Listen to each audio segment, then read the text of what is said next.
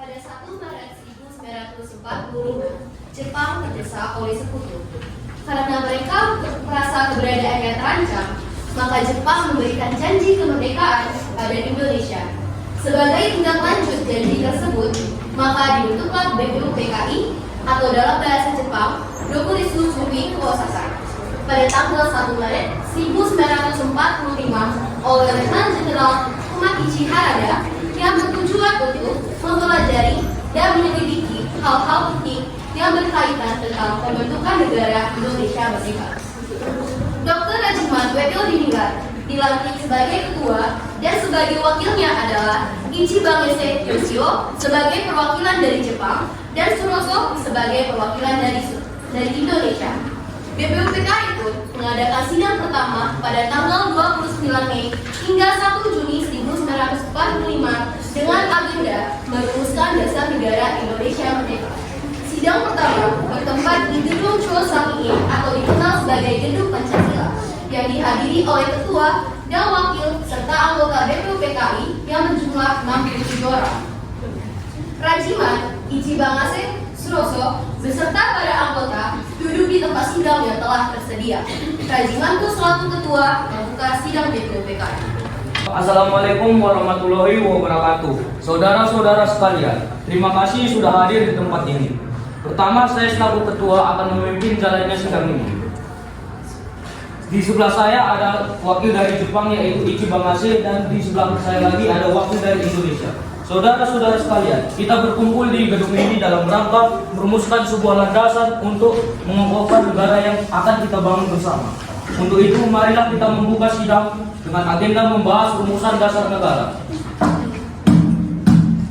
Selanjutnya, silakan saudara sekalian yang ingin menyumbangkan ide dan gagasannya untuk dasar negara kita. Saya harap saudara-saudara sekalian dapat berpartisipasi dalam menyumbangkan gagasan untuk membangun negara ini. Jam 3 segera dimulai.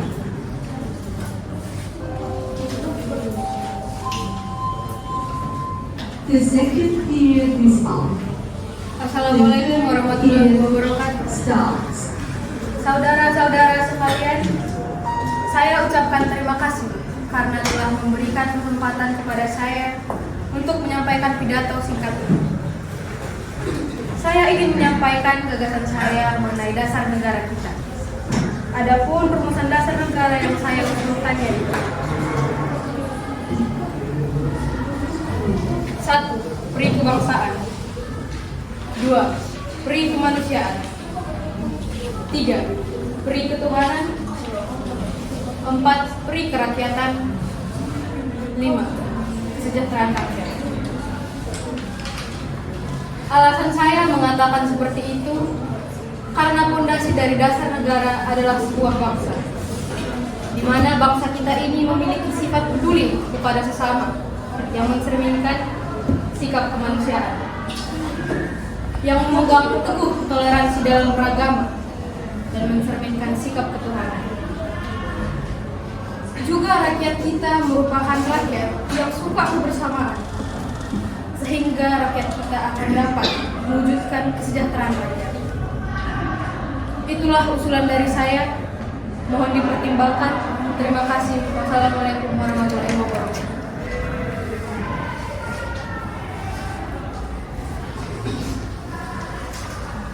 Terima kasih atas pendapat saudara dan terima kasih atas pendapat saudara tentang rumusan dasar negara. Usulan saudara akan dipertimbangkan nanti. Setelah melewati banyak perbincangan, sidang ini dilanjut pada hari berikutnya yaitu tanggal 30 Mei 1945.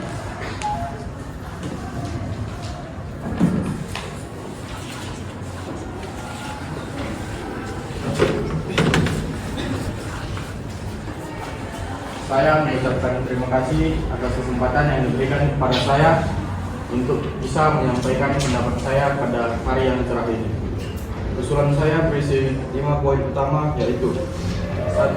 Persatuan, 2. Kekeluargaan, 3. Keseimbangan lahir dan batin, 4. Musyawarah, dan 5. Keadilan. Persatuan adalah dasar utama dalam negara kita yang tercinta ini.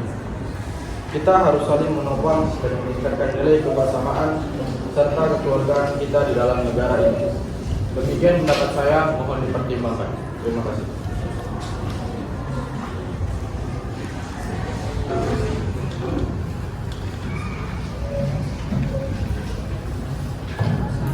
Terakhir, yaitu 1 Juni 1945. Soekarno menyampaikan usulannya terhadap dasar negara secara terperinci.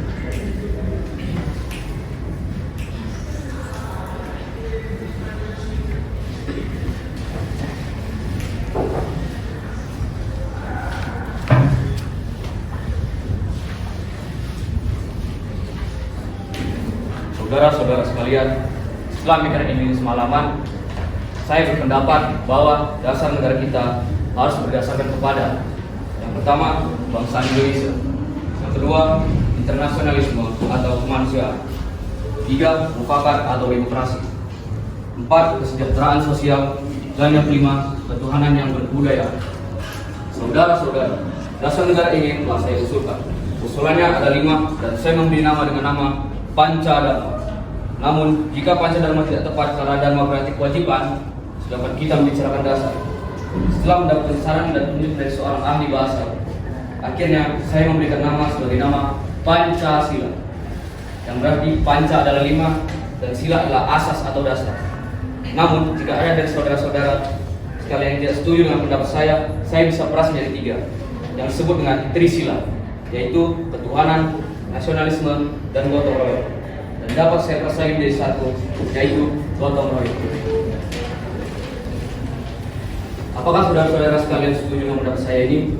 Silahkan berikan pendapat Anda. Terima kasih.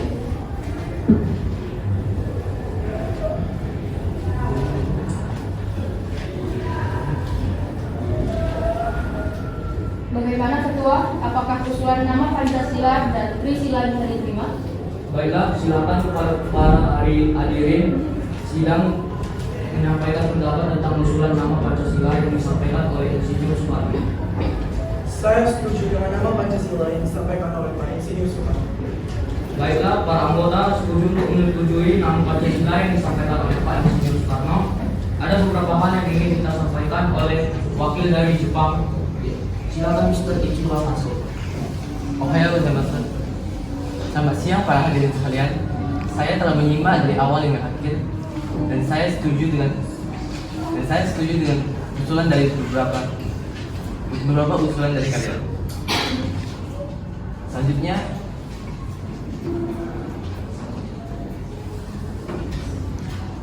rumusan tersebut akan dipertegas oleh ketua sidang selanjutnya. Watashi ga itai wa sore desu. Terima kasih kepada Mr. Ichiwa masuk yang telah menyampaikan sambutan sebagai perwakilan dari Jepang.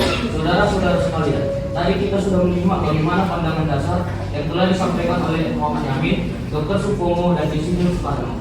Nama dasar negara kita disepakati adalah Pancasila. Namun, mengenai rumusan resmi dasar negara Pancasila akan dibahas lebih lanjut oleh Panitia 9. Dengan demikian, sidang pertama BPUPKI dengan agenda rumusan dasar negara kita akhiri sampai di sini. Sidang BPUPKI pertama dengan agenda merumuskan dasar negara pun berakhir.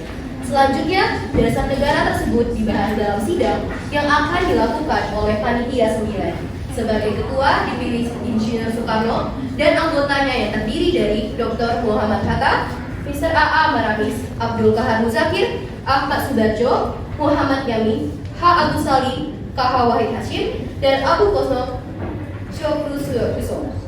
Panitia 9 mendapatkan hasil dari rapatnya yang biasa disebut dengan Piagam Jakarta atau Jakarta Charter yang berisi tentang 1. Ketuhanan dengan kewajiban menjalankan syariat Islam bagi pemeluk-pemeluknya. 2. Kemanusiaan yang adil dan beradab. 3. Persatuan Indonesia. 4. Kerakyatan yang dipimpin oleh hikmat kebijaksanaan dalam permusyawaratan perwakilan. 5. Keadilan sosial bagi seluruh rakyat Indonesia. Lalu dilaksanakanlah sidang BPUPKI yang kedua dimulai dari tanggal 10 hingga 17 Juli 1945 yang membahas tentang Undang-Undang Dasar dan juga membuat rancangan bentuk negara dan wilayah. Selamat pagi saudara-saudaraku sekalian. Terima kasih atas kehadirannya pada sidang rapat BPUPKI yang kedua ini yang bertujuan untuk membuat rancangan dari Undang-Undang Dasar untuk menentukan bagaimana bentuk negara kita ke depannya. Saya harap para anggota aktif dalam memberikan negara kita pendapatnya masing-masing dan bermusyawarah agar tujuan dapat tercapai bersama. Dengan ini saya buka sidang BPUPKI yang kedua pada tanggal 10 Juli 1945. Saudaraku sekalian, mengetahui bahwa Jepang sudah menjanjikan kemerdekaan bagi kita Indonesia, perwakilan kita Jepang sudah berjanji pada tanggal 7 September 1944, maka karena itu kita harus membuat keputusan akhir dalam sidang ini, termasuk dalam perumusan Undang-Undang Dasar. Untuk hal itu, kami sudah membuat panitia untuk membahas tentang undang-undang yang diketuai oleh Insinyur Soekarno. Dipersilakan Soekarno. Terima kasih Suroso atas kesempatannya. Sejauh ini seluruh panitia termasuk saya sudah merumuskan pernyataan tentang Indonesia Merdeka, pembukaan Undang-Undang Dasar dan batang tumbuh dari Undang-Undang Dasar itu. Ya, benar pembukaan undang-undang tersebut diambil dari Piagam Jakarta yang sudah diresmikan oleh Panitia 9 dengan sedikit perubahan yang dicantumkan. Sedangkan batang tubuh dari Undang-Undang Dasar sudah dirumuskan panitia kecil perancang Undang-Undang Dasar. Nah, konsep batang tubuh juga disempurnakan dan juga dianalisis oleh para ahli-ahli biasa dan sudah dikonfirmasi oleh mereka.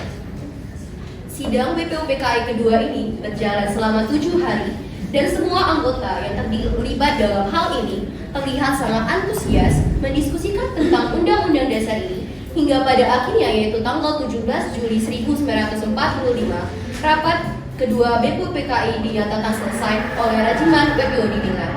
Baik, setelah banyak pertimbangan akhirnya kita dapat menyelesaikan rancangan hukum dasar negara kita ini berserta isi-isinya. Setelah usaha kita membahas ini selama 7 hari, akhirnya tujuan kita tercapai. Jadi dengan ini sidang kedua BPUPKI dinyatakan telah selesai. Setelah selesainya sidang BPUPKI kedua pada tanggal 17 Juli 1945, BPUPKI resmi dibubarkan karena dianggap sudah berhasil dalam menyelesaikan tugasnya untuk menyusun rancangan Undang-Undang Dasar Negara Republik